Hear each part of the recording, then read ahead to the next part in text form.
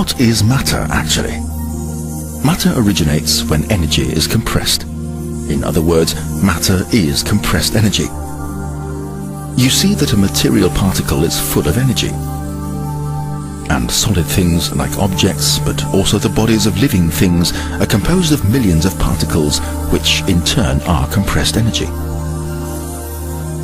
So matter has a twofold aspect, 1 part particle and 1 part radiation, meaning energy. The radiation has precedence over the particle and thus a decisive influence on structure. All matter, for example even one bacterium, a toxin, a nutritional foodstuff, has its own wavelengths and a frequency pattern of its own. What is the situation with material particles in the body, the cells? They transmit and receive waves with distinct frequency patterns. In other words, communication takes place. This forms the basis for the body's self-regulation. We could also compare this with a modern radio device. Information is exchanged via distinct frequencies. Back to the body.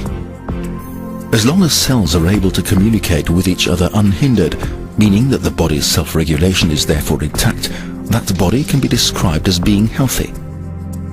Let's now imagine that an undesired substance manages to get into the body, for example mercury, a pathogen or pollen. What happens? To understand this, we're going to make a short excursion into hydrological research. Depending on age, the human body consists of 40 to 80% water. Water has the ability to form clusters and store information due to its dipolar properties. Let's take a look at a water molecule. Hydrogen has a weak positive charge, oxygen a weak negative charge. As a result of this dipolar nature, the molecules can combine with charge. As a result of this dipolar nature, the molecules can combine with one another and form so-called clusters. If, for example, a harmful substance were to now penetrate the body, water clusters would form around that substance.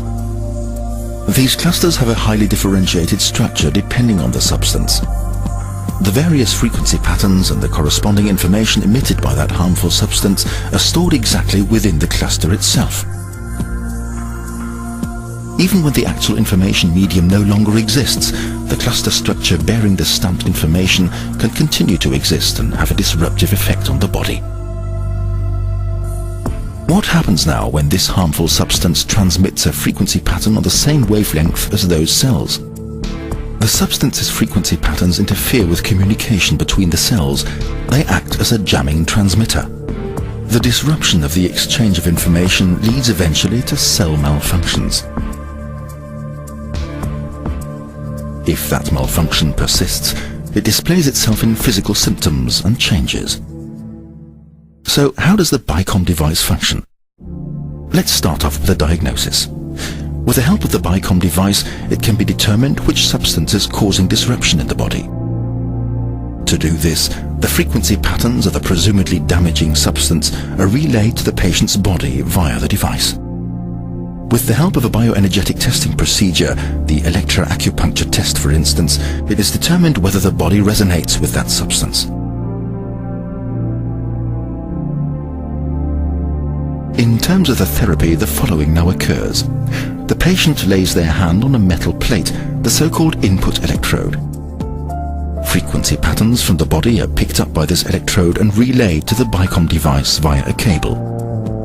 What is being dealt with here are both interference frequency patterns and physiological or healthy frequency patterns. By means of special electronics, the interference frequency patterns are separated from the healthy frequency patterns inside the device.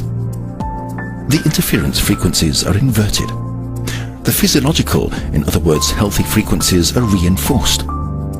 These therapy frequency patterns are relayed into a so-called modulation mat lying flat against the patient's body. This mat contains a flat coil.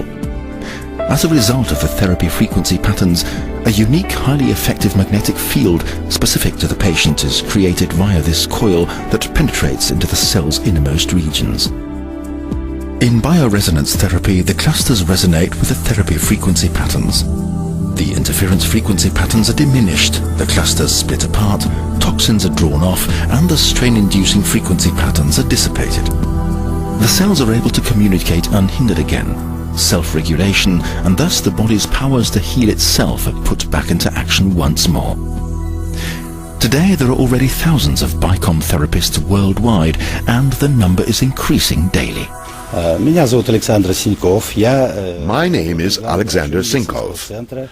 I am the head of the medical center at the famous Moscow hospital Red October. The 80 to 90% efficiency of the bioresonance therapy has proven itself in our practice. And within 2 hours, she felt her forearm and her toes and could move everything. And she told me on the plane on the way back to Canada that she just burst into tears. She couldn't believe what was happening. Yeah, it was a wonderful story. And it was a giveaway session. Very well put together, you know, they're very easy to learn, and there's a tremendous amount, there's a wealth of information available, like I'd say probably 20 years of clinical experience that is available. The BICOM machine is the workhorse of the clinic. In the main, the success that I have is with gut problems, with irritable bowel syndrome, as well as with Crohn's disease, which is a very chronic disease. We had a really bad case of cortisone withdrawal with lots and lots of food allergies, and then started the therapy. I made a video of that patient and showed it to my general practitioner. He said, "You won't be able to do it. As bad as she looks, you'll never do it. She'll retire and she won't get healthy again either." That was a while ago. Andrea visited me in 1994. She is absolutely healthy, working, got pregnant, and has no neurodermatitis at all. Can eat and drink anything she wants, participates in sports, does anything she wants. That was my worst case. What is meanwhile a good 9 years ago, I went through a transformation from an almost bitter opponent of holistic medicine to becoming a faithful supporter. In other words, what happened with me was a kind of transformation from Saul to Paul. I used to refer to holistic doctors a bit disparagingly as gut men. And today, I must say that that is a completely arrogant characterization which does not apply in the least. You can achieve so much with holistic medicine, with acupuncture, but especially with bioresonance. It is simply fantastic. And utilize the machine in our dental practice primarily for excising amalgam, and then also for post-treatment following extractions, or as an accompaniment to periodontal therapy. Conspicuously often, we have cases of neurodermatitis and ADS, or hyperactive children who show symptoms of both illnesses at the same time. The success there is so overwhelming that we even had follow-up inquiries from nursery school teachers. What did you do with those kids? And due to the great demand, we are treating allergy patients 90% of the time, with a great deal of success, a success ratio of about 90% too. With experiences like these, it's a pleasure to start again each and every day, a form of therapy that I certainly wouldn't part with anymore. 85% of those patients surveyed would bear the costs for a therapy themselves if their health insurance does not pay for it. The crucial point is the effectiveness.